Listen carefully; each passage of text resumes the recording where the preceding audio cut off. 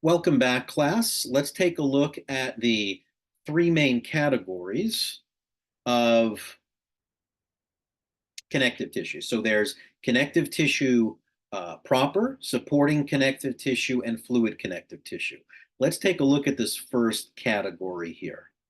So under loose connective tissue, this is loosely woven fibers throughout the body. Think of it as the packing material of the body. Okay, it surrounds and supports blood vessels, nerves. They store lipids. It's the route for diffusion. It fills the spaces between organs. And under loose connective tissue, there's going to be areolar, adipose, and reticular. Now, under areolar, there's going to be fibroblasts, plasma cells, macrophages, mast cells. These cells should sound a little bit familiar. We've done these specialized cells. We know what some of their functions are. It does contain the three different fiber types, collagen, elastin, and reticular fibers. Areolar connective tissue, this is the layer that's going to separate your skin from your muscle. So when you pinch the skin in your forearm and you pull away the skin, you can't grab your muscle with it.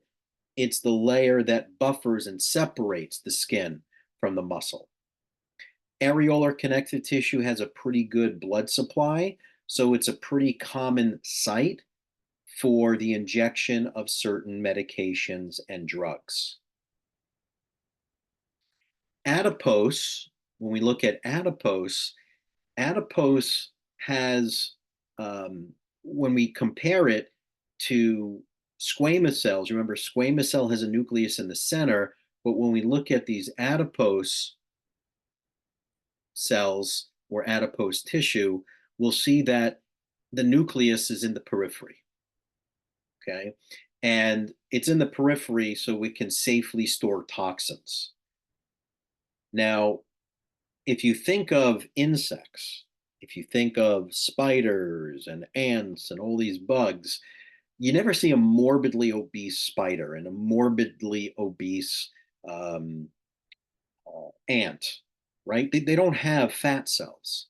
So when these bugs are on crops and fruits and vegetables that are sprayed with herbicides and pesticides, which is a poison, it kills those insects instantly. Okay, because they don't have fat cells. We do.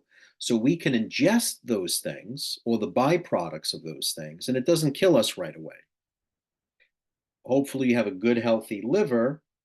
Our body can break these down. Well, you could say, but I wash my fruits and I wash my vegetables and I wash all the pesticides off. Not quite. It's not quite how it works. A lot of pesticides get into the rooting system, and that means it's inside of it. The only way to avoid these dangerous, toxic substances are organic products, organic fruits, and organic vegetables. If it's not organic, I'm sure you're aware there's the dirty dozen, in terms of the dirty dozen fruits and vegetables that are highly, highly toxic. The number of fat cells that we have increase until you hit puberty. And then what you have at the time of puberty, you have to manage for the rest of your life. And that's why it's really important to try and maintain a good, healthy body composition till the time you hit puberty. So if you've always been thicker as a child and thicker at the time of puberty, it's going to be more challenging to manage your weight and body composition. If you had good ideal body composition at the time of puberty, it's not that you won't have challenges as you get older, it just decreases those challenges. So some people go for liposuction. They'll go in and they'll try and remove the adipocytes and those fat cells, not realizing that fat cells come from mesenchymal cells and the body can regenerate them and make more. But understanding that fat cells store toxins, it helps us understand that when we see a morbidly obese individual, it means that their environment is toxic. They need a place to store those toxins so that it doesn't kill them, so that it doesn't damage the liver right away and damage their brain and their neurons. So the body wants to store those toxins and it hides them in fat cells. And little by little, they rupture at a pace that's slow enough for your liver to detoxify and break them down. Okay, the reticular fibers, we went over these. They hold the organs together, like liver, spleen, lymph nodes. All right, dense connective tissue. Okay, so we did loose. Let's look at dense. So under dense connective tissue, we have dense regular and dense irregular. Now, the difference between dense regular and dense irregular is dense regular, these are when you have collagen fibers that are parallel to each other, right? So if we look here and we look at these collagen fibers and we see how tightly interwoven they are, that's dense regular. And then we look at dense irregular, where we see the collagen fibers are in many different directions. So this is dense irregular, that's dense regular. So dense regular is found in tendons and ligaments. The dense irregular is found in the skin. It's found in the dermis, the scars, the fascia, and you want those collagen fibers running in a variety of directions. Even your eyeball has dense irregular, so you can rub your eyeball left to right, up to down, diagonal in a variety of directions. But when you look at the dense regular and you see that these fibers are interwoven tightly in the same direction, the direction of these fibers is very important. It kind of helps you predict the direction that it's going to move the body parts. Okay.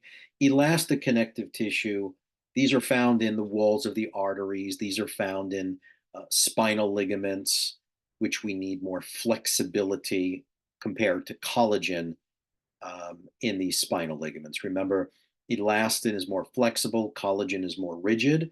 So ligaments can be made up of collagen and elastic fibers. It's just we're going to use elastic in parts of the body that already have stability, but they need more elasticity and flexibility. So you could see in the dense regular, the collagen fibers are in these parallel bundles. We'll find them in tendons and ligaments and even aponeurosis. And aponeurosis just means a broad, flat tendon. That's all an aponeurosis is, a broad, flat tendon. When we do muscles, you'll see it with the bicipital muscle. The biceps brachii has a bicipital aponeurosis. When we do the lats, the latissimus dorsi, it has an origin called the thoracolumbar aponeurosis. The dense irregular connective tissue, you can see that these are found in a variety of places that are needed to have more pliability, if you would, right? So because these fibers are interwoven a variety of directions, a person can go to a massage therapist and have them massage the skin in a variety of ways, up, down, left, right, diagonal. You can rub your eyeball with your knuckle, left, right, up, down, and diagonal, because the fibers can't be distorted. They're in a variety of directions, and they're very, very tough tissues. Elastic connective tissue, we know that this can stretch and still have the ability to return back to its normal shape. So lung tissue, the vocal cords, ligaments between the vertebrae, these have more elastic fibers. We've spoken about the difference between the spine and the knee being the largest joint in the body and very unstable. So we need more collagen in those ligaments.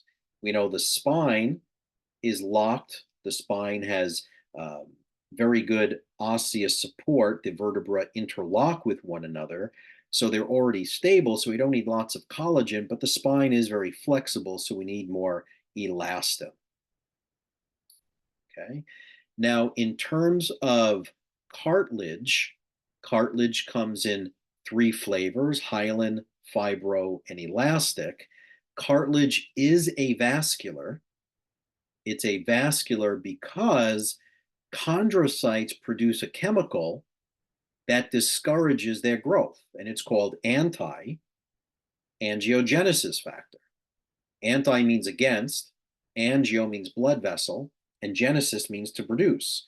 So the chondrocytes produce a chemical that's against the production of blood cells, so cartilage is avascular.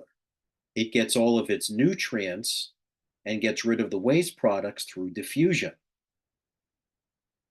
So hyaline cartilage, when we look at hyaline cartilage, this is the type that is found at most of your articulating surfaces. So where two bones come together, you're going to have hyaline cartilage, and it's designed to reduce friction between those two articulating surfaces.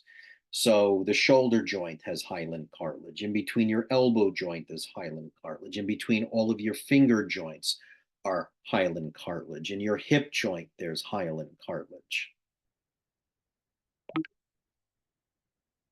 Fibrocartilage, this is the strongest type of cartilage. This is found in the intervertebral discs. So between each vertebrae, we have intervertebral discs. The meniscus of the knee is fibrocartilage. The pubic symphysis is fibrocartilage.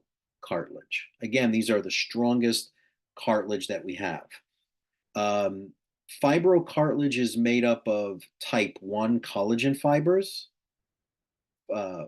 Fibrocartilage is made up of type 1 collagen fibers, and hyaline cartilage is made up of type 2 collagen fibers. It's a pretty important and popular supplement these days with people taking collagen fibers with their protein shake. So it's kind of important to know what type of fibers can regenerate certain tissues.